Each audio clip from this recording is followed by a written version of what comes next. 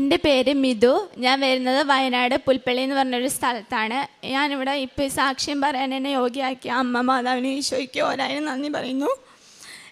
ആദ്യമായിട്ട് ഞാൻ കൃപാസനത്തെ പറ്റി കേൾക്കുന്നത് ഞാൻ എൻ്റെ ആൻറ്റിയുടെ വീട്ടിൽ പോയപ്പം അവിടെ ഒരു പത്രം ഇരിക്കുന്നത് കണ്ടു. ആ ടൈമിൽ എൻ്റെ പപ്പ കുറച്ച് മദ്യപിക്കുമായിരുന്നു. അപ്പം വീട്ടിൽ കുറച്ച് സമാധാനക്കേടൊക്കെ ഉണ്ടായിരുന്നു. അപ്പം ഞാൻ ആ പത്രം വെറുതെ എടുത്ത് വായിച്ചപ്പം ആദ്യത്തെ സാക്ഷ്യം തന്നെ ഒരു ചേട്ടൻ മദ്യപാനം നിർത്തിയതിനെ പറ്റിയായിരുന്നു. അപ്പം ഞാൻ ആ ഇതിനകത്തുണ്ടായിരുന്ന സാക്ഷ്യം മുഴുവനായിട്ട് വായിച്ചു.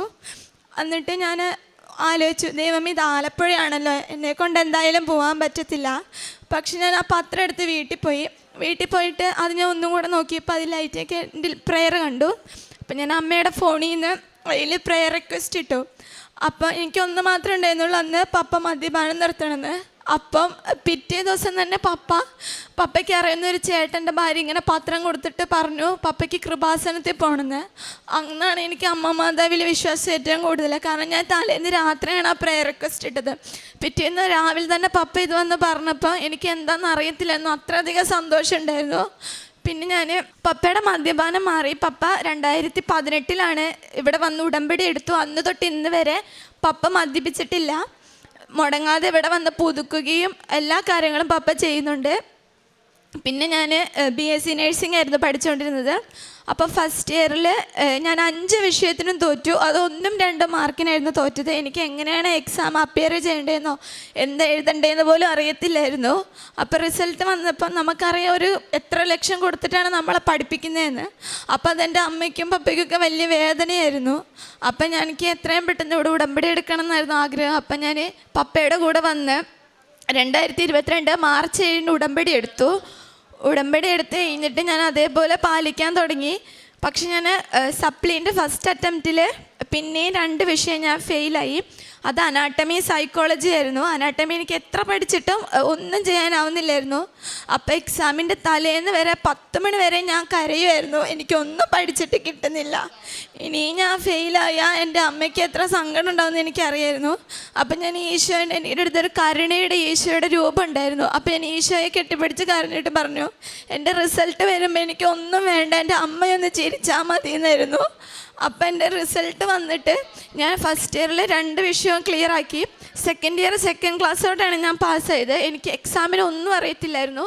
ഫാർമക്കോളജി ഞാൻ ഒന്നും എഴുതിയിട്ടില്ല. എനിക്കറിയുന്ന ഡ്രഗിൻ്റെ ഒക്കെ പേരാണ് ഞാൻ എഴുതിയിരുന്നത്. പിന്നെ ഞാൻ കൂടുതലായിട്ട് പ്രേക്ഷിത പ്രവർത്തനങ്ങളൊക്കെ ചെയ്യാൻ തുടങ്ങി 3rd ഇയർ ആയപ്പോഴത്തേക്കും. എന്നിട്ട് 3rd ഇയറിലെ എക്സാമിന് എനിക്ക് ഉറപ്പുണ്ടായിരുന്നു ഇനി ഞാൻ പാസ്സാകുമെന്ന്. കാരണം ഞാൻ മാതാവിൻ്റെ കാശുരൂപം മുറുകെ പിടിച്ചു. പിന്നെ തൈലം എഴുത്ത് നെറ്റിയിൽ പുരട്ടി. അതുപോലെ എൻ്റെ കൂട്ടുകാർക്കൊക്കെ ഞാൻ നെറ്റിയിൽ പുരട്ടി വിശ്വാസ പ്രമാണമൊക്കെ ചൊല്ലി പ്രാർത്ഥിക്കുമായിരുന്നു. ഞാൻ 3rd ഇയറിൻ്റെ എക്സാം എഴുതിയിട്ട് എനിക്ക് ക്വസ്റ്റ്യൻസൊക്കെ അത്ര എളുപ്പമൊന്നും അല്ലായിരുന്നു. എന്നാലും ഞാൻ ക്വസ്റ്റ്യൻ പേപ്പർ എൻ്റെ കയ്യിൽ കിട്ടിയിട്ട് ക്വസ്റ്റ്യൻസ് നോക്കാതെ അത് തല കിരിച്ച് പിടിച്ചിട്ട് വിശ്വാസ പ്രമാണം ചൊല്ലിയിട്ടാണ് ഞാൻ ക്വസ്റ്റ്യൻസൊക്കെ വായിച്ചത്. എനിക്കറിയുന്ന പോലെ ഞാൻ എഴുതി വെച്ചു. പക്ഷേ എൻ്റെ മാതാവ് എനിക്ക് ഫസ്റ്റ് ക്ലാസ് തന്ന് എന്നെ 3rd ഇയറിൽ അനുഗ്രഹിച്ചു. പിന്നെ 4th ഇയർ ആയപ്പോഴും ഞങ്ങൾക്ക് എക്സാമിന് അധികം സമയമൊന്നുമില്ലായിരുന്നു. 1.5 ദിവസം ഇടവിട്ടിട്ട് മാത്രമേ എക്സാമിന് പഠിക്കാൻ പറ്റത്തുള്ളൂ.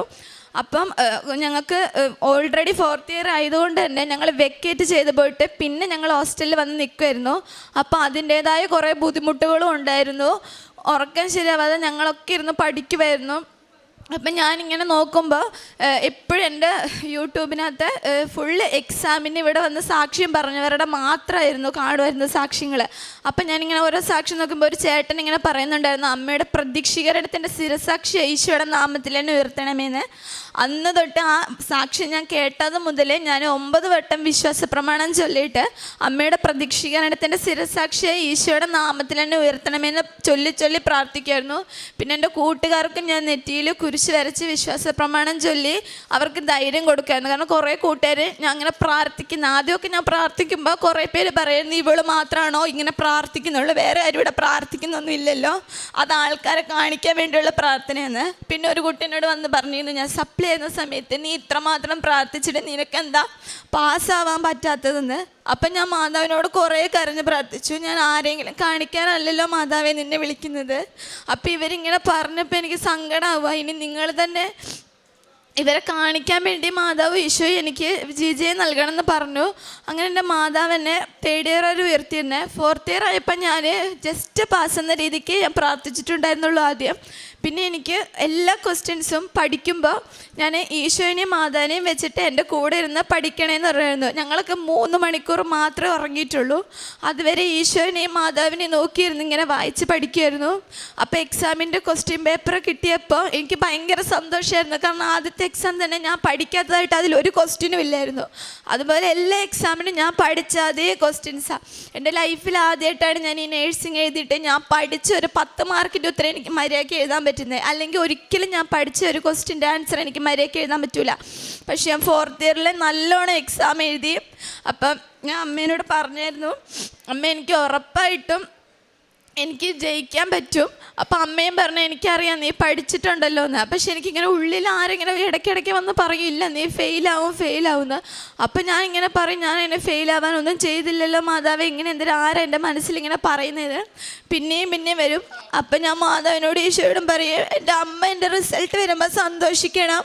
പിന്നെ ഈ ഫെബ്രുവരി 7-നും 20-നും എൻ്റെ ബർത്ത്ഡേ ആണ്. പപ്പയുടെ ബർത്ത്ഡേ 7-ാം തീയതി. അപ്പം ഞാൻ പറയുന്നു, ഫെബ്രുവരിയിൽ എൻ്റെ റിസൾട്ട് വരുമ്പോൾ ഒരിക്കലും ഞാൻ കരയാനിടവരില്ലേ. എല്ലാവർക്കും മാതാവ് ബർത്ത്ഡേക്ക് ഗിഫ്റ്റ് കൊടുക്കുമല്ലോ. അപ്പം എൻ്റെ പപ്പയ്ക്ക് എനിക്കും ബർത്ത്ഡേക്ക് ഗിഫ്റ്റായിട്ട് ഞാൻ പാസ്സായാൽ മതി എന്ന് പറയും. അങ്ങനെ റിസൾട്ട് അനൗൺസ് ചെയ്യുമ്പോൾ എൻ്റെ റിസൾട്ട് കിട്ടുന്നേ ഇല്ലായിരുന്നു കേട്ടോ. അപ്പോൾ എൻ്റെ ഫ്രണ്ട് ആൻമേരിയാണ് എനിക്ക് റിസൾട്ട് നോക്കുന്നത്. അപ്പോൾ അവളെന്നോട് പറയുന്നുണ്ട്, നീ ടെൻഷൻ ആവണ്ട, നീ പാസ്സാവുന്നത്. പക്ഷേ എൻ്റെ റിസൾട്ട് എത്ര നോക്കിയിട്ടും കിട്ടുന്നില്ലായിരുന്നു.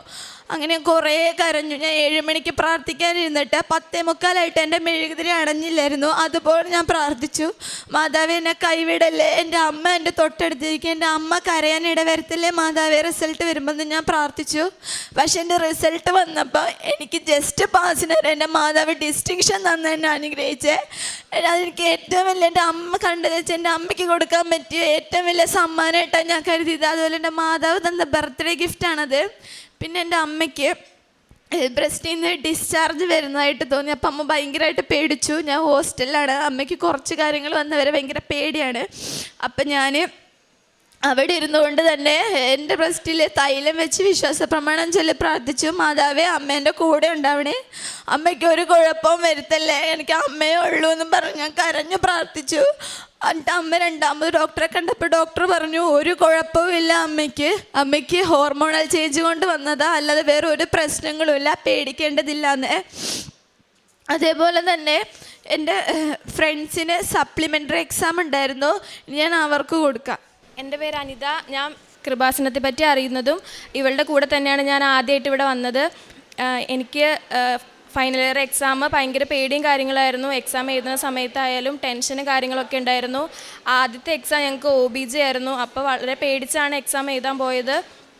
എഴുതുന്ന സമയത്ത് എക്സാം ഹോളിൽ കയറി ഒരുമാതിരി ക്വസ്റ്റ്യൻസൊക്കെ അറിയായിരുന്നു, എല്ലാം അറ്റൻഡ് ചെയ്തു. 3 മണിക്കൂറാണ് എക്സാം. അവസാനത്തെ അരമണിക്കൂറിന് മുമ്പ് ഇൻവിജിലേറ്റർ വന്നിട്ട് പറഞ്ഞു, ഇനി അരമണിക്കൂർ ടൈമും കൂടെ ഉള്ളൂ എന്ന്. 5 മാർക്കിൻ്റെ 2 ക്വസ്റ്റ്യൻ കൂടെ അറ്റൻഡ് ചെയ്യാനുണ്ടായിരുന്നു. അതുപോലെ തന്നെ 2 മാർക്കിൻ്റെ 10 ക്വസ്റ്റ്യൻ എഴുതാനുണ്ടായിരുന്നു.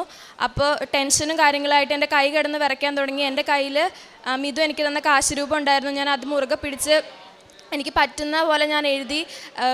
ഒരു ഫിഗർ വരച്ച് ലേബൽ ചെയ്ത് ഞാനത് അവിടെ നിർത്തി. 2 പേജ് വെറുതെ അവിടെ ബ്ലാങ്കായിട്ട് കിടക്കുമായിരുന്നു. ബാക്കി 2 മാർക്കെല്ലാം ഒരുവിധം അറ്റൻഡ് ചെയ്ത് ഇനി 10 മിനിറ്റ് കൂടെ ഉള്ളൂ എന്ന് പറഞ്ഞ് ഇൻവിജിലേറ്റർ വിളിച്ച് പറഞ്ഞു. ഞാൻ വേഗം എല്ലാം എഴുതി മാതാവിനോട് പ്രാർത്ഥിച്ച് കാശ് രൂപം മുറുകെ പിടിച്ച്, എൻ്റെ മാതാവ് എനിക്ക് എന്നെ ജസ്റ്റ് പാസ്സാക്കിയാൽ മതി, വേറെ ഒന്നും എനിക്ക് വേണ്ട എന്ന് പറഞ്ഞ് ഞാൻ പേപ്പർ മാതാവിൻ്റെ കൊടുത്തു. അതിനുശേഷം ഞങ്ങൾ ഉടമ്പടി വിശ്വാസ പ്രമാണം ചൊല്ലി പ്രാർത്ഥിച്ച് അവിടെ ഇട്ടിട്ട്, ഇനി എക്സാം എഴുതാൻ ഇങ്ങോട്ട് വരല്ലേ മാതാവേ എന്ന് പറഞ്ഞ് അതവിടെ ഇട്ടിട്ട് ഞങ്ങൾ എക്സാം കഴിഞ്ഞ് പോയി.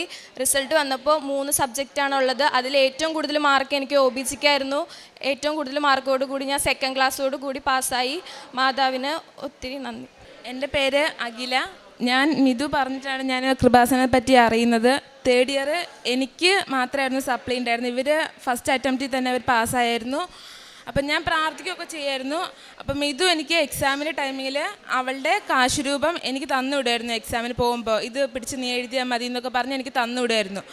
അപ്പോൾ അത് പിടിച്ചുകൊണ്ട് ഞാൻ എക്സാമിന് എഴുതുന്നത്. അപ്പോൾ കൈ ഇടയ്ക്ക് വേർക്കുമ്പോൾ ഞാൻ ആ കൊന്ത ടേബിളിൻ്റെ മേളിൽ വെക്കും. അപ്പോൾ എനിക്ക് എഴുതാൻ പറ്റുന്നില്ല. പിന്നെ അത് എടുത്ത് മുറുക്കി പിടിച്ചു കഴിയുമ്പോൾ എനിക്ക് എന്തോ ശക്തി കിട്ടിയതുപോലെ മാതാവ് കൂടെ ഉള്ളതുപോലെ തോന്നി. ഞാൻ അങ്ങനെ മുറുക്കി പിടിച്ച് എഴുതി. എനിക്ക് നന്നായിട്ട് പെട്ടെന്ന് എഴുതാനൊക്കെ പറ്റി. അപ്പോൾ ഇടയ്ക്ക് ഞാൻ ഈ മാതാവിൻ്റെ മുന്നിൽ നിന്നിട്ട് ഞാൻ പാസ്സാവോ ഫെയിലാവോ എന്ന് പറഞ്ഞ് ഇങ്ങനെ ലോട്ടൊക്കെ ഇട്ടിട്ട് എടുക്കുമായിരുന്നു. അപ്പോൾ ആദ്യം എനിക്ക് പാസ്ന്ന് വന്നു. പക്ഷെ എനിക്കത് വിശ്വസിക്കാൻ പറ്റുന്നുണ്ടായിരുന്നില്ല അങ്ങനെ വന്നത്. അപ്പം ഞാൻ മാതാവിൻ്റെ രൂപത്തിൻ്റെ അവിടെ ഞാനിത് രണ്ടും കൂടി വെച്ചു. എക്സാമിൻ്റെ റിസൾട്ട് വന്നതിൻ്റെ ഒരാഴ്ച മുമ്പ് പ്രാർത്ഥിച്ച് കഴിഞ്ഞ് അതിൽ നിന്ന് ഒരു ലോട്ട് തന്നെ എൻ്റെ ബെഡിലേക്ക് വീണു. അപ്പോൾ അത് തുറന്നു നോക്കിയപ്പോൾ പാസ്ന്നാണ് വന്നത്. പിന്നെ റിസൾട്ട് വന്നപ്പോൾ നല്ല മാർക്കോടുകൂടി പാസ്സായി. പിന്നെ ഞങ്ങൾ എല്ലാവരും കൂടി ഒരുമിച്ചിരുന്നിട്ടാണ് പ്രാർത്ഥിക്കുന്നത്. അച്ഛൻ്റെ പ്രാർത്ഥനയൊക്കെ ഞങ്ങൾ കേൾക്കും 5:30. പിന്നെ 4th ഇയറിൻ്റെ എക്സാമിൻ്റെ ടൈമിങ്ങിൽ എനിക്ക് എക്സാം എഴുതാൻ പോകുമ്പോഴൊക്കെ ഉപ്പൊക്കെ തന്നു വിടുമായിരുന്നു.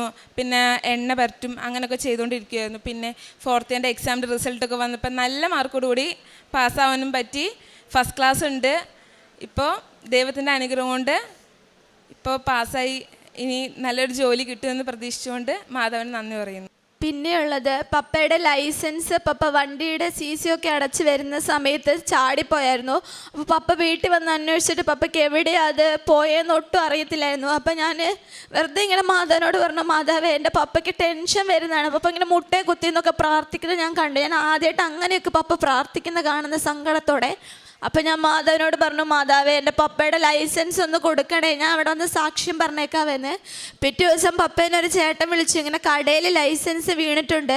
എന്നിട്ട് പപ്പ അവിടെ ചെന്ന് ലൈസൻസ് മേടിച്ചു. അതേപോലെ ഞങ്ങളുടെ ബാച്ചിലുണ്ടായിരുന്ന എല്ലാവർക്കും വേണ്ടി ഞാൻ പ്രാർത്ഥിക്കുമായിരുന്നു. കാരണം ഫെയിലിൻ്റെ വേദന എന്താണെന്ന് ഞങ്ങൾക്ക് നല്ലോണം അറിയുന്നുണ്ട്. ഞങ്ങളുടെ ക്ലാസ്സിൽ 56 പേര് എഴുതിയതിൽ 2 പേർക്ക് ഓരോ വിഷയം പോയെങ്കിലും ബാക്കി എല്ലാവരും നല്ല മാർക്കോടെ പാസ്സായി. കാരുണ്യപ്രവർത്തികളായിട്ട് ഞാൻ ഹോസ്റ്റലിൽ നിൽക്കുന്നതുകൊണ്ട് തന്നെ എനിക്ക് വീട്ടിൽ നിന്ന് തരുന്ന പൈസയ്ക്ക് ഉടമ്പടി പ്രകാരം ഞാൻ എപ്പോൾ ഔട്ടിങ്ങിന് പുറത്തു പോയാലും എനിക്ക് പറ്റുന്നവർക്ക് ഞാൻ ഫുഡും വെള്ളവും മേടിച്ചു കൊടുക്കും. ആരെങ്കിലും കൈ നീട്ടിക്കഴിഞ്ഞാൽ ഞാൻ അവരെ മടക്കി വിടാറില്ല. പൈസ എൻ്റെ കയ്യിലുള്ളതുപോലെ ഞാൻ കൊടുക്കും. പിന്നെ ഞാൻ ക്ലിനിക്കൽ പോസ്റ്റിങ്ങിനൊക്കെ പോകുമ്പോൾ അവിടെ ആർക്കെങ്കിലും ഇങ്ങനെ തലമുടിയൊന്നും കെട്ടാൻ വയ്യാതെയൊക്കെ ഇരിക്കുന്നവരുണ്ടാവും. സർജറികളൊക്കെ കഴിഞ്ഞിട്ട് അവർക്ക് വേണ്ട കാര്യങ്ങളും അവരെ മുടി കെട്ടാനും അവരുടെ കാര്യങ്ങളൊക്കെ ചെയ്യാൻ ഹെൽപ്പ് ചെയ്യായിരുന്നു. പിന്നെ പ്രേക്ഷിത പ്രവർത്തനമായിട്ട് ഞാൻ ഡെയിലി ബ്രെഡ് എല്ലാ ദിവസവും സ്റ്റാറ്റസ് ഇടും. ഞാൻ എല്ലാവർക്കും പറയും ഡെയിലി ബ്രെഡ് കണ്ട് പ്രാർത്ഥിച്ചാൽ മതിയെന്ന്. കാരണം ഞാൻ തലേന്ന് രാത്രി എന്ത് പറഞ്ഞ് കരഞ്ഞ് പ്രാർത്ഥിക്കുന്നോ അതായിരിക്കും രാവിലെ അച്ഛൻ എന്നോട് പറയുക. അതേപോലെ ഞാൻ റിസൾട്ട് വരുന്നതിൻ്റെ 6-ാം തീയതിയാണ് ഞങ്ങൾക്ക് റിസൾട്ട് വന്നത്. അപ്പോൾ 4-ാം തീയതിത്തെ ധ്യാനം ഞാൻ കൂടിക്കൊണ്ടിരിക്കാൻ ഞാൻ ഇങ്ങനെ പറയുന്നുണ്ടായിരുന്നു, അച്ഛൻ എന്താ ഞാൻ പ്രാർത്ഥിക്കുന്ന മാത്രം വിളിച്ച് പറയാത്തത്. അപ്പോൾ ധ്യാനത്തിൻ്റെ അവസാനം ഇങ്ങനെ അച്ഛൻ പറയുന്നുണ്ടായിരുന്നു, ഞാൻ എന്താ എൻ്റെ പ്രാർത്ഥന എന്താ അച്ഛൻ പറയാത്തതെന്ന് പറയാത്തവർ ഇവിടെ വന്ന് സാക്ഷ്യം പറയുന്നത്. അപ്പം ഞാൻ ഉറച്ചു വിശ്വസിച്ചു അത് എന്നെ തന്നെയായിരിക്കും പറയുന്നത്. ഞാൻ എന്തായാലും വന്ന് അവിടെ സാക്ഷ്യം പറയുന്നത്. അങ്ങനെ 6-ാം തീയതിയാണ് എനിക്ക് റിസൾട്ട് വന്നത്. റിസൾട്ടിന് ഞാൻ പ്രാർത്ഥിച്ചപ്പോൾ തന്നെ പാസ്സായി. ഇഷ്ടപ്രവൃത്തികൾ പിന്നെ എനിക്ക് എപ്പോഴൊന്നും ഞായറാഴ്ച പള്ളിയിൽ പോകാൻ പറ്റുന്നുണ്ടായിരുന്നില്ല, ഹോസ്റ്റലിലായതുകൊണ്ട്. അപ്പോൾ പറ്റുന്ന ഞായറാഴ്ചകൾ കുർബാന സ്വീകരിക്കുകയും പള്ളിയിൽ പോവുകയും ചെയ്യും. പിന്നെ കുമ്പസരിക്കും. ഞാനൊരു യാക്കോബായ സഭാംഗമാണ്. പിന്നെ എനിക്ക് പണ്ട് പ്രാർത്ഥിക്കാൻ തീരെ ഇഷ്ടമില്ലാത്ത ഒരാളായിരുന്നു. എനിക്ക് എപ്പോഴും അമ്മയുടെ അടിയൊക്കെ കിട്ടുമായിരുന്നു പ്രാർത്ഥിക്കുന്ന ഞാൻ ഇരുന്ന് ഉറങ്ങിയിട്ടൊക്കെ. പക്ഷെ ഞാൻ ഉടമ്പടി എടുത്തതിന് ശേഷം 1/2 മണിക്കൂർ ബൈബിള് വായിക്കും. ഞാൻ എല്ലാ സാക്ഷ്യങ്ങളും മുടങ്ങാതിരുന്ന് കാണും, ധ്യാനം കൂടും. പണ്ടൊക്കെ ഞാൻ യൂട്യൂബിൽ വേറെ വല്ല ഷോർട്സ് ആയിരിക്കും കാണുക. ഇപ്പം ഞാൻ ഫുൾ ടൈം സാക്ഷ്യങ്ങളൊക്കെ കേൾക്കുക. പിന്നെ 1/2 മണിക്കൂർ ബൈബിൾ വായിക്കും, പ്രാർത്ഥിക്കും. ഞാൻ നല്ലോണം ഇരുന്ന് പ്രാർത്ഥിക്കും, ജപമാല ചൊല്ലി പ്രാർത്ഥിക്കും. എൻ്റെ കത്തോലിക്കരായിട്ടുള്ള ഫ്രണ്ട്സ് എനിക്ക് ജപമാല എല്ലാം തരും. അപ്പം ഞാൻ അവരോട് എങ്ങനെയാണെന്ന് കറക്റ്റായിട്ട് ചോദിച്ച് ഞാൻ ജപമാല ഒരു ദിവസം പോലും മുടക്കില്ല. എനിക്ക് ഇത്ര ക്ഷീണമാണെങ്കിലും വയ്യാലും ജപമാല മുടക്കാതെ ഞാൻ നോക്കും. എല്ലാ ദിവസവും കൃത്യമായി ജപമാലയും പ്രാർത്ഥനയും ചൊല്ലിയിട്ടേ ഞാൻ കിടക്കുള്ളൂ. ഇത്രയൊക്കെ തന്ന ദൈവമാതാവിനും ഈശോയ്ക്കും 1000 നന്ദി പറയുന്നു. പിന്നെ എനിക്ക് സുഗന്ധാഭിഷേകം എപ്പോഴും കിട്ടുമായിരുന്നു. പിന്നെ ഞാൻ മാതാവിനെ വിളിച്ച് എന്ന് കരഞ്ഞ് പ്രാർത്ഥിക്കുന്നു അന്ന് എനിക്ക് റോസാപ്പൂക്കളുടെ ഷേപ്പിൽ അതുപോലെ തിരുഹൃദയം പോലെയൊക്കെ എനിക്ക് രൂപങ്ങൾ കിട്ടും. അതുപോലെ വെച്ചാൽ ഞാൻ അത്ര സങ്കടപ്പെട്ട് പ്രാർത്ഥിച്ചപ്പോൾ എൻ്റെ മെഴുകുതിരി വന്ന മാതാവാണിത്. എനിക്ക് എൻ്റെ മെഴുകുതിരി ഞാൻ ഇതുവരെ ആരും അങ്ങനെ പറഞ്ഞു കേട്ടിട്ടില്ല. എൻ്റെ മെഴുകുതിരി എപ്പോഴും ചാര നിറത്തിലേക്ക് മാറുമായിരുന്നു. അപ്പോൾ എൻ്റെ കൂട്ടുകാരൊക്കെ ചോദിക്കുമായിരുന്നു, ഇതെന്താ നിനക്ക് മാത്രം ഇങ്ങനെയെന്ന്. അതുപോലെ ഒരു ദിവസം ഞാനിങ്ങനെ മുല്ലപ്പൂവിൻ്റെ സുഗന്ധം മാത്രമാണോ മാതാവേ കിട്ടുള്ളൂ എന്ന് ചോദിച്ചപ്പോൾ എനിക്കൊരു ദിവസം റോസാപ്പൂവിൻ്റെ ഒരു കൊട്ട എങ്ങനെ നമ്മുടെ മേത്ത് മറിയും അതുപോലെ എനിക്ക് റോസാപ്പൂവിൻ്റെ മണം കിട്ടാൻ തുടങ്ങി. പിന്നെ ഞാൻ എന്നും മാതാവിന് റോസാപ്പ് വെക്കും. പിന്നെ ഒന്ന് ഞാൻ പറയാൻ വിട്ടുപോയത്, ഞാനൊരു കാശ് രൂപത്തിന് കുറേ ആഗ്രഹിച്ച് നടന്നൊരു വ്യക്തിയാണ്. പക്ഷെ എനിക്ക് എവിടെ നിന്ന് കാശ് രൂപം കിട്ടിയിട്ടുണ്ടായിരുന്നില്ല. പക്ഷെ ഇപ്പോൾ എൻ്റെ ഹോസ്റ്റലിലുള്ള എല്ലാ കുട്ടികൾക്കും എനിക്ക് കാശ് രൂപം വെച്ച് കൊടുക്കാൻ സാധിച്ചിട്ടുണ്ട്.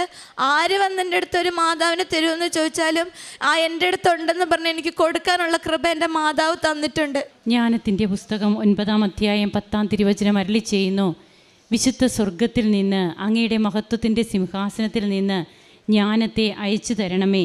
അവൾ എന്നോടൊത്ത് വസിക്കുകയും അധ്വാനിക്കുകയും ചെയ്യട്ടെ. അങ്ങനെ അങ്ങയുടെ ഹിതം ഞാൻ മനസ്സിലാക്കട്ടെ. ഇന്ന് മിഥു പോൾ എന്ന മകളും തൻ്റെ ഫ്രണ്ട്സും അവരുടെ BSc നേഴ്സിംഗ് കഴിഞ്ഞ് തങ്ങൾ പാസ്സായതിൻ്റെ സന്തോഷം പങ്കുവയ്ക്കുകയാണ് പരിശുദ്ധ അമ്മയുമായിട്ട്. അമ്മയാണ് തങ്ങൾക്ക് വേണ്ടിയിട്ട് മധ്യസ്ഥം വഹിച്ചത്. സപ്ലിയൊക്കെ എത്രയുണ്ടായിരുന്നു. എന്നാൽ തൻ്റെ ഫൈനൽ ഇയറിൽ റിസൾട്ട് വന്നപ്പോൾ 6-ാം തീയതിയാണ് റിസൾട്ട് വന്നത്. അപ്പോൾ സപ്ലിയൊക്കെ ഉണ്ടായിരുന്ന് അങ്ങനെ വളരെ വിഷമിച്ചൊക്കെ പാസ്സായിക്കൊണ്ടിരുന്ന മകൾക്ക് അമ്മ ആദ്യമായിട്ടാണ് തൻ്റെ ജീവിതത്തിൽ താൻ പഠിച്ച് ഒന്ന് എഴുതിയത്, അതായത് മനസ്സമാധാനത്തോടെ ഒരു പരീക്ഷ എഴുതിയതെന്നാണ് ഈ കുഞ്ഞ് പറഞ്ഞത്. ഡിസ്റ്റിങ്ഷനാണ് അമ്മ കൊടുത്തത്. താൻ പാസ്സായാൽ മാത്രം മതി എന്ന് പറഞ്ഞുകൊണ്ടിരുന്ന അവസ്ഥയിൽ പരിശുദ്ധ അമ്മ എത്രമാത്രം കരുതുന്നു എന്നുള്ളതാണ് നമുക്ക് കേൾക്കുവാൻ കഴിയുക. പിന്നീട് ഓരോന്നും ഇവിടെ പറയുമ്പോൾ തൻ്റെ പ്രാർത്ഥനയിലൂടെ എങ്ങനെ മറ്റുള്ള കുഞ്ഞുങ്ങളും കൂടി ഈശോയെ അറിയുന്ന മക്കളായി മാറി. തൻ്റെ പ്രാർത്ഥനയ്ക്ക് തന്നെ മറ്റുള്ളവർ കളിയാക്കുമ്പോഴും അതൊക്കെ അമ്മയോട് സങ്കടം പറയുമായിരുന്നു. അതിൽ നിന്നൊക്കെ എങ്ങനെയാണ് അവരെയും കൂടി ഉൾപ്പെടുത്തി തനിക്ക് പ്രാർത്ഥിക്കുവാനും തങ്ങളുടെ കോളേജിൽ റിസൾട്ട് എങ്ങനെയാണ് പിന്നീട് ലാസ്റ്റ് ഇപ്പോൾ വന്നത്. ഇന്ന് തൻ്റെ കൂട്ടുകാരിൽ കൂടി ലഭിച്ച കൃപകൾക്ക് അവരെയും കൂടി കൊണ്ടുവന്നാണ്.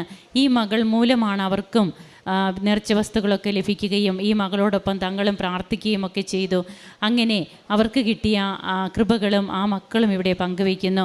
പിന്നീട് തൻ്റെ പപ്പയ്ക്ക് എങ്ങനെയാണ് ഇവിടെ വന്ന് ഉടമ്പടി എടുക്കാനുള്ള സാഹചര്യങ്ങൾ ഉണ്ടായതെന്നും കൃപാസന പത്രം അത് നാം എവിടെ നിന്നെങ്കിലും കിട്ടുമ്പോഴും നാം ആർക്കെങ്കിലുമൊക്കെ കൊടുക്കുമ്പോഴും അതിലൂടെയൊക്കെ ലഭിക്കുന്ന വലിയ ദൈവ അനുഭവങ്ങൾ അത് ഈ മകൾ ഇവിടെ പങ്കുവെച്ചു. ഇന്ന് തൻ്റെ പപ്പ എങ്ങനെയാണ് നല്ലൊരു വ്യക്തിയായിട്ട് നല്ല ഈശോയോടൊത്തുള്ള ഒരു ജീവിതം നയിക്കുന്ന മകനായിട്ട് മാറുന്നത്. തൻ്റെ അമ്മയുടെ രോഗ സൗഖ്യ അനുഭവങ്ങൾ അങ്ങനെ തങ്ങൾ കാണാതെ പോയ വസ്തുക്കളൊക്കെ തങ്ങൾക്ക് കണ്ടുകിട്ടുന്നത്. എല്ലാറ്റിനും ഉടമ്പടിയിൽ പരിഹാരമുണ്ട്. ഉടമ്പടി പരിഹരിക്കാത്ത ഒരു മേഖലയുമില്ല എന്നുള്ളത് തന്നെയാണ് നമുക്ക് മനസ്സിലാകുന്നത്. താൻ ഇന്ന് ജപമാല മുടക്കുന്നില്ല. കത്തോലിക്കരായ തൻ്റെ കൂട്ടുകാരോട് ചോദിച്ച് ജപമാല പ്രാർത്ഥിക്കുന്നു. ഇങ്ങനെയൊക്കെ പ്രാർത്ഥിക്കുമ്പോൾ ഇങ്ങനെ ഈശോയെ കൂടുതൽ സ്നേഹിക്കാനായിട്ട് റിസ്ക് എടുക്കുന്ന ഏത് മേഖല വരെയും പോകുന്ന മക്കളെ എങ്ങനെയാണ് ഈശോ തള്ളിക്കളയുക? അമ്മ എങ്ങനെയാണ് ഇവരുടെ കരം പിടിച്ച് ഈശോയോട് ഓരോന്നും പറഞ്ഞു കൊടുക്കാതിരിക്കുക? അമ്മ പറയും, മോനെ ഇവരുടെ കാര്യം നീ നോക്കണമെന്ന്. ഈശോ പിന്നീട് അതൊന്നും തള്ളിക്കളയില്ല. നമുക്ക് ഈ മക്കളെ സമർപ്പിച്ച് ഇവർക്ക് ലഭിച്ച എല്ലാ കൃപകൾക്കും കരങ്ങളടിച്ച് നമുക്ക് ഈശോയ്ക്കും അമ്മയ്ക്കും നന്ദി പറയാം. അത്യപൂർവ ദൈവാനുഭവങ്ങൾ ഇനി നിങ്ങൾക്കും സ്വന്തം. ഈ യൂട്യൂബ് ചാനൽ ഇതുവരെ സബ്സ്ക്രൈബ് ചെയ്തിട്ടില്ലെങ്കിൽ ഇപ്പോൾ തന്നെ സബ്സ്ക്രൈബ് ചെയ്യുക. ഈ വീഡിയോ ഇപ്പോൾ തന്നെ നിങ്ങളുടെ സുഹൃത്തുക്കൾക്ക് ഷെയർ ചെയ്തുകൊണ്ട് കർത്താവിൻ്റെ പ്രേക്ഷിതരാകുക.